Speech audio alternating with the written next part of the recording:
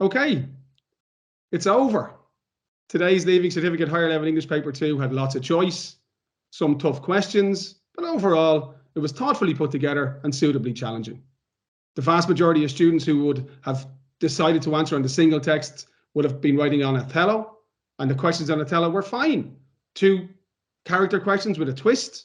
The Amelia and Iago question was lovely, but students would have had to really think about what makes that relationship fascinating and disturbing. And again, the Othello question was interesting because it focused on his status as an outsider, and I wondered if some students find it difficult to tease that out into a full-length essay. The great thing about this year, you had plenty of time to think before you wrote, so hopefully it all went well in that section.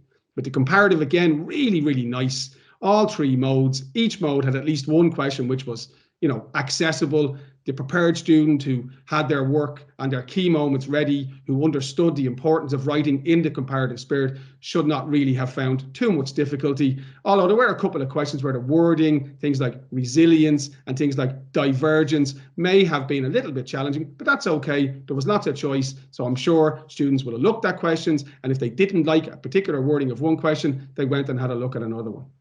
Finally, the poetry section. The Unseen poem by Thomas Lux was called The Voice You Hear When You Read Silently. It was a straightforward poem, wasn't it? Not too difficult, particularly when compared to the poems that were on last year and the year before. For any student who studied poetry in detail over the last couple of years, and indeed over the last 5 or 6 years of their second level education, this poem will not have presented too many difficulties, and the question options in the Unseen poem were straightforward based on language and on the thematic content of the poem. Finally, studied poetry. No real surprises there. 2 Irish poets, 2 female poets, 1 poet who was neither Irish nor female. We had Kennelly, Yeats, Rich, Dickinson and Wordsworth. I'm a little bit disappointed that D.H. Lawrence was not on the paper, considering the fact he's the only one of the 8 prescribed poets who hasn't been examined in the last 3 years. But sure, that's the nature of the exam. The 8th question was a toughie. I'm sure a lot of people looked at that question and thought, wow, myth and legend, quite tricky. But look, the Kennelly question was straightforward. The Rich question was straightforward. So was the Dickinson question. And the Wordsworth question was nicely framed. English is a skilled subject. Yes, you have to be informed before you walk into the exam.